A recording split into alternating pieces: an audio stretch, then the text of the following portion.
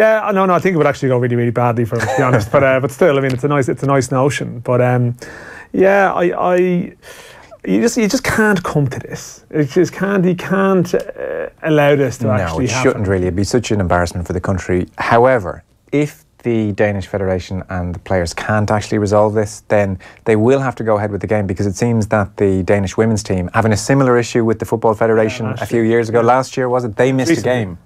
And UEFA said, if you do this again over the next 4 years, they're on a kind of probation period. If you do this again over the next 4 years, miss a game, then there's going to be serious consequences. I think they'll just be turfed out of qualification. Yeah, and well, I mean, then what do the implications become then? I'm sure, I mean, the FAI's views on the integrity of the competition might change if all of a sudden, there's some kind of free pass element here. Like you start off the Euros next year knowing you're definitely getting a playoff or something. Yeah. But Delaney's got to flex his UEFA muscle here at some point, if it does come to it, because he is fairly close to Sheffrin. He's one of the guys who essentially backed him to be the UEFA president and is backing him again for a second term. He's got his feet under the table at an executive level.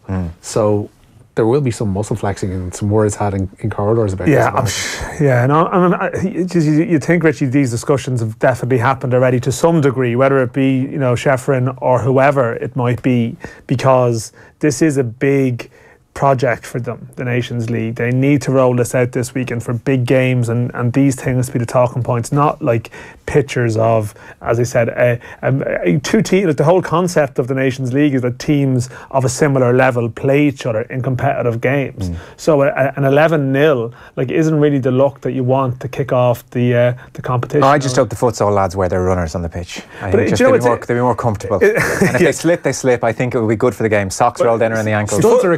Futsal is a more serious game than indoor football. We're not going to have Gareth Bale slam the ball away and hit someone's bag that's behind the goal, and they're going to pick it up and go back. Nice football though, nothing over shoulder height. It's a slightly more serious game, futsal. The futsal aficionado is going crazy here at this point. But I'm not going to worry about that right now. It is to both of them. But what a dilemma for the...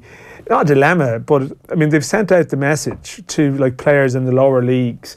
But there is obviously, I think there was certain pressure on the top division players who may never play for Denmark. That there's that thing of being scabs. You're crossing the picket here, and yes, you're sitting there and you're a jobbing pro in the second or third division, and you've spent your whole life dreaming that one day you will get the chance to pull on your national team. You'd cross that picket line. Is that what you're building up to here, Dan? Well, would you? No, you couldn't. I think it would be a very shameful way to get it. It'd be too shameful a way to get a cap. It would never be a cap that you could turn around to your family and say, "Look at that! I was capped for my country." It would be drenched forever. You'd be one of those guys. You'd be one of those guys. That'd be your thing. I think if the players said, "Look, we're all part of the same union. Let's stand together here," I think it's very difficult for you to cross that picket line. Chances here for some Danish lad to be the Danish Joey Lapira. Oh yeah.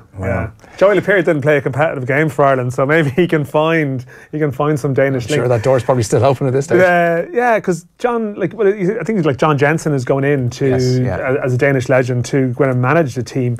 But I saw the point made earlier that even for him, with the old, I assume there's people involved, the Danish Players Union, who are ex-pros who think it's an awkward situation for him to be in. He's accepted this opportunity. I think that's sort of how do you sell it in any credible way? It's not going to happen. It's not going to happen. But we are going to go over to Copenhagen. Just if anything else to make us feel better is if our situation's a bit less volatile. It makes it all seem very boring here, really, to be honest. I have Peter Crouch on the brain, Dan. I spoke to him this afternoon and we're going to play it out next week. It's embargoed for a few days. He's got his new book out. It's How to Be a Footballer. I hadn't heard about this, actually. I'm interested to hear about it. I mean, I think when Crouch does a proper autobiography, it'll be very interesting as well. He's a thoughtful fella and seems like a very good guy. But this is a sideways, wry look at the world of Premier League football and the lower leagues as well, to an extent. So he has it divided up in different chapters, so how to be a footballer. He's got a section on cars. He's got a section on clothes, music, transfers, money. It's like a handbook. Nightclubs, all that kind of stuff. Right. It is like a handbook. These are the pitfalls that routinely happen. There's just loads of great, funny little tiny lines in it. One of the best being when Crouch was about 23, 24, he decided against his better judgment to buy an Aston Martin. He thought, is this a bit much for me? Is this a bit loud? But then just join Liverpool and I'm an England international. I mean, go on, I'll do it. Don't want to be left out in the car park. A bit like that, yeah. So he thought, well, that's the other thing, So he said, no, screw it. Aston Martin it is. And he was a bit unsure about things, but he went with it anyway, first few weeks. And he's driving around Manchester and he's got kind of the glasses on, knees up to his ears. He's kind of cramped into this car. And He stops. It's exactly how I would imagine the image to Scene be. in The Simpsons. Yeah. Is there something funny about my automobile? Stops at traffic lights. And then who rolls up next to him at the traffic lights in a sensible discovery? Only one. Roy Keane, Dan. Roy Keane rolls up beside him. So Crouch looks to his left, sunglasses on, just sticks up the old index finger, gives it an old, all right, Roy, we're on the same level, right? Me and you, both footballers.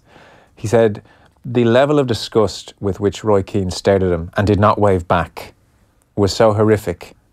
The lights turned green. Roy drove off. Crouch sold his Aston Martin the next day for a 25 grand loss. But that's just the way Roy looks at anybody. I mean, Roy didn't recognise him. That's the way he receives a Christmas present. Crouch is faded there. I mean, like, come on. He had misgivings in the first place. He wasn't sure. Yeah. And he's probably the worst person you could arrive at. I mean, if Jermaine Pennant rocks up next to you at the lights or whatever, you know, you're not going to feel that way inclined. Yeah. And it was full of it's just full of these throwaway stupid things. Like, in terms of superstitions, this was an odd one. John Terry would refuse, like vehemently, he would freak out, he'd refuse to touch the ball with his feet in the dressing room before England games. So there's always a football or two knocking around, a bit of keepy-uppies going on. If the ball went near Terry, he would jump up in the air like an elephant with a mouse. He was terrified of touching the ball before England games. Just silly things like that, you know. God, we've had some players that don't touch the ball with the feet during games. Well done, Daniel. Very good. Good headers of the ball, though, to be fair. He was talking about nightclubs and celebrity and how weird it all is, you know. So he got to a point when he would go out. He's married to a model, for God's sake. Yeah, but you can't help who you fall in love with, Richie. But he was talking about just being plagued by fans and being recognised and all that stuff. So well, he definitely. I mean, he had several obstacles to discretion, you know, in terms of Crouch going around the place. He didn't really have the stick on a hat and slip into the crowd. It's quite tall. Ability. It's quite The tall. last thing he wants to do is put on a hat. That's true, but you know, he got to a stage where he started carrying a card around with him at nightclubs. A what? A card. You see, what is actually very funny. So he'd see, you know, Dutch courage is happening over there. He sees the lads kind of looking over. Yeah, they clock him. He knows what's coming. So whoever comes over, whoever the brave soul is, he gives them a card. And the card says, yes, I am tall. Yes, I'm 6'7". No, the weather isn't different up here. No, I don't play basketball. I'm glad we had this conversation. And he would give that card out to whoever came up to him. Why did I never think of that? It's genius. So we'll talk to him next week. He's good. He's a very likeable fella, Crouch, and quite observational and makes him shrewd. Gives yeah. I think anyone who moves around clubs so many times in the nicest way possible, but that gives you probably a more grounded and rounded view of football. And in a slow upward trajectory. Yeah, like exactly. I remember when Graham Taylor signed him for Aston Villa, and there was just consternation that they were signing this giant string bean forward, and it was like hoof it long, gonna knock it down, get the secondary ball, blah blah blah, and his confidence took a massive knock from there. And then 7 years later, he ends up at Liverpool and plays really well for them too. I think a sense of humour and a bit of self-awareness can carry a long way. Like he talks about, remember he signed for Liverpool, he didn't score for about 16, 17 games, and he took to drinking after the games to fall asleep. He got so anxious about it. And he remembered watching the FIFA World Player of the Year awards, and the opening monologue was just a riff on how crap Peter Crouch is. Like the presenter is like, is Peter here? Is Peter Crouch in the room? Oh, he's not nominated? You know, he was like a laughing stock. It's harsh. It's very harsh. It's the kind of thing you do, actually, Richie, now that I think about it. That's harsh. I think he had a good line about Theresa May's dancing the other day, didn't he? I think he had a good take on that, yeah. Actually, you mentioned Graham Taylor there, something we didn't touch on him. We didn't have time. It was kind of tight enough interview in the end. But he talks about Taylor, who shockingly is an absolute gent. So he signed him, as you mentioned, and then they went their separate ways. And he remembered being at Liverpool a few years later, and they must have been playing Watford or Villa, but it's some game that Taylor frequented anyway. And it's in the warm-up, and he sees in the corner out of his eye someone running down the steps shouting, "Peter, Peter!" And it's Graham Taylor running down the steps to the hoardings at the side of the pitch, and calls him over and kind of shouts over, "I told you you'd go all the way. I told you. Stop. Well done, son." Stop. I know. Such a gent. It's a nice touch of class from Taylor. Graham Taylor was a great man. Yeah. Anyway, on that fine note, so the news round is brought to you this evening with Screwfix.ie, championing the trade with a choice of over 20,000 quality trade products. And James McLean grabbing the headlines today. He is indeed. He's been ruled out of the Republic of Ireland's Nations League opener with Wales and the subsequent friendly with Poland. The Stoke winger suffered a wrist injury in training and was taken to hospital for surgery today. He posted pictures on his Instagram earlier.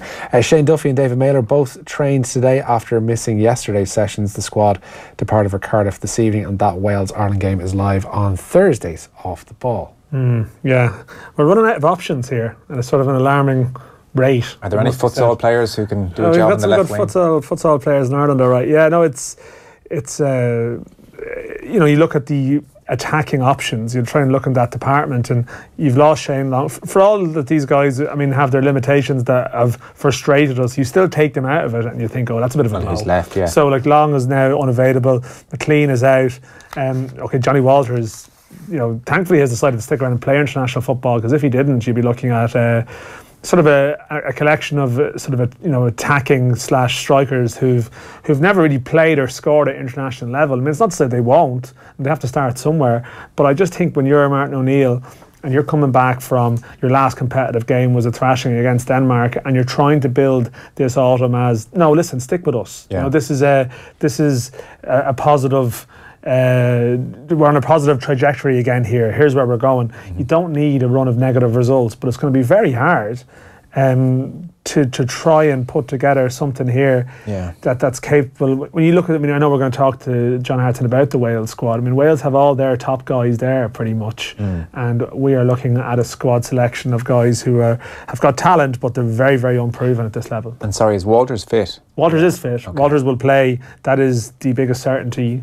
Well, provided, I mean, there's no late hiccups with him, but once he's anywhere close to fit, he will play. He played 90 minutes for Ipswich at the weekend. Okay, so at the moment it's McCarthy injured, Brady, James McLean, Shane Long, Sean Maguire, Scott Hogan, and obviously no Declan Rice or Harry Arter. John O'Shea's retired. They're the big changes. Yeah, exactly. And Daryl Murphy retired, who would have started in Cardiff last year. Wes is gone. You know, so you look at, say, do you have to ruin everyone's day by bringing that up? Sorry, Joe. Sorry, you have to state the bloody obvious on Wes. Sorry, Joe. Still looking for a club, but yeah, I think it's. How was that happening? Anyway? Well, I think there's probably a story behind that in terms of. I think he had some decent offers and didn't come to fruition. But anyway, that's, why?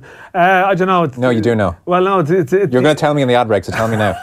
No, I'm not sure. No, you do know. Just what's the bloody story on Wes? No, he's going back to Shells. He was last linked with clubs in League One, but I think he was around some championship clubs. But I'm not sure. Like, sometimes you talk to clubs and an agent tries to push you towards the club, but it might necessarily always come to pass. It's a strange market when you're a free agent. I don't understand what that means. What happened? I know you don't. It's hard to explain this, Joe. Just say it in simple English. You're not a football man, Joe. You don't understand. Yeah, exactly. Yeah. A lot of football men nodding. It's like, just, you know, it's a strange game, agents, all this type of thing. Maybe he should have got a better club by now. I'm sure he will eventually. Okay. But anyway, I'm just saying that you talk about attacking. Like, if you were to look at the players who'd scored goals in the last campaign or made goals or been involved in goals, you know, that there's not a huge amount of them involved here. Well, we've just lost our top scorer in McLean. So it's going to be a struggle to put together a team that, I mean, even McLean, for all his, again, the limitations that might be there, he was a useful player that can play on the left, he can play as a second striker. They've used him everywhere. So taking him out of there is going to be not something that O'Neill could even have envisaged being a possibility this week. Yeah. Crouch is great, so self-deprecating, says somebody. Also great scorer, vital goals anywhere he went. And I'm sure you do know the answer he gave when famously asked, what would he be if he wasn't a pro soccer player? The answer being a virgin. Yeah. It's a great line. Jim and Dunboyne with that one. And Paul from Delgany says, I was at the Old Firm on Sunday, attended the number 7 restaurant in the stadium. Big John was interviewed before the game. Great to see him looking so well after all he's been through. Yeah, John Hartson on the way in about 10 minutes time or so. So the Mayo ladies situation, the plot thickens. Yes, indeed it does. The remaining members of the Mayo ladies football panel say there are no player welfare issues within the county setup. In July, 12 players left the Mayo panel days before their qualifier with Cavan, citing sensitive and personal issues. That action led to Carnacon being thrown out of the Mayo Championship, a decision the club successfully appealed. But in a statement to the 42.ie today, the current panel say that no such player welfare issues exist or have ever existed under the present management. The statement claims that manager Peter Leahy was subject to a failed coup, they call it, following the withdrawal of the Carnacon 8. Leahy, they say, retains the players' confidence retains the confidence even of the remaining squad. Cora Staunton is among the Carnacon 8 and speaking at last week's roadshow said the saga is leaving a black mark upon her club. A lot of work has been put in. I think the most important thing, what's the disappointing thing for us, I suppose over the last 9 days, you know, Carnacon has been everywhere. You know, we probably haven't been as popular on social media and the media for everything that we've won. But now, when our name has been blackened because of a dispute with the county board, I think it's very difficult that, you know, it happens that it's not for the right reasons. We've young girls in the club on our senior team as young as 14 years of age. They don't know what's happening. All we want to do is go out and play football. Yeah. And I think that's the biggest thing that, myself and a number of the girls that played for the county team, we're role models for the county, for them girls in our club. And I just think it's very important that them girls, the right story will eventually come out on what's happened. I think we have to be getting closer to the point where the right story, or certainly their side of the story, has to come out now. So if the Mayo team are coming out saying there was no issue, and 12 players have left the team in the summer saying there was a serious issue, you're probably reaching the point where you have to come out and just explain what happened. So we'll have to see what happens. There was an interesting line in the statement as well, saying the Carnicon players were withdrawn by their club. It wasn't necessarily a group decision. It was a decision by the club to withdraw the players.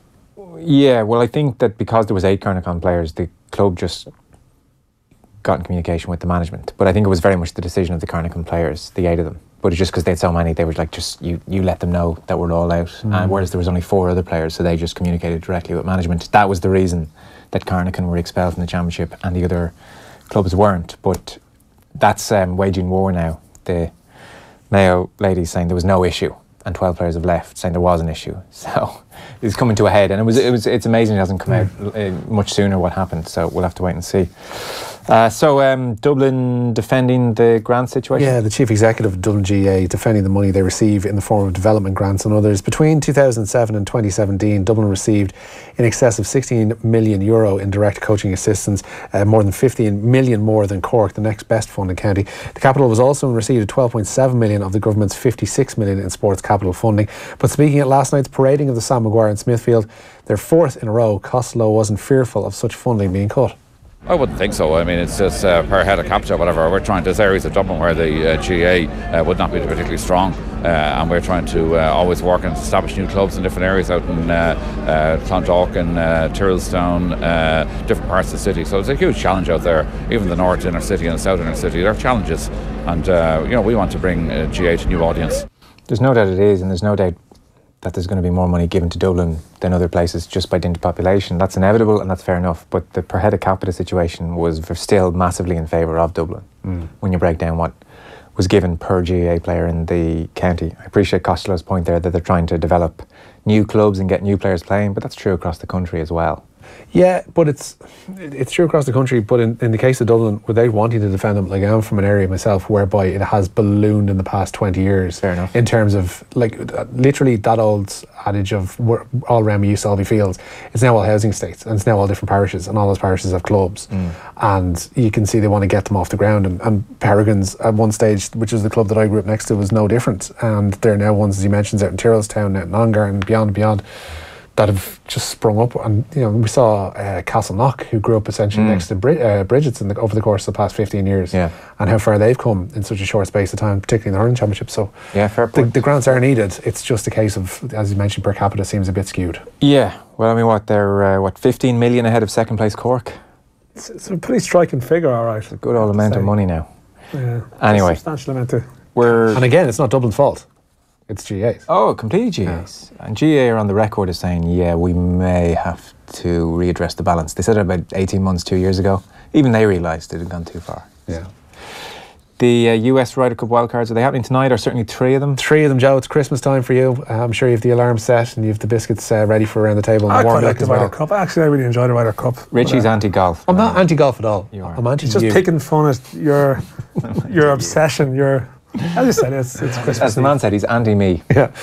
Tiger Woods and Bryson DeChambeau are expected to be among the Ryder Cup wildcards now by US captain Jim Furyk tonight. He'll reveal 3 of his 4 picks, as you mentioned there, at 10 o'clock. DeChambeau currently sits top of the FedEx Cup points table following overnight victory at the Dell Technologies Championship. He played alongside Woods on Sunday at TBC Boston and feels they could make a fearsome double act in Paris next month. We roll off of each other well.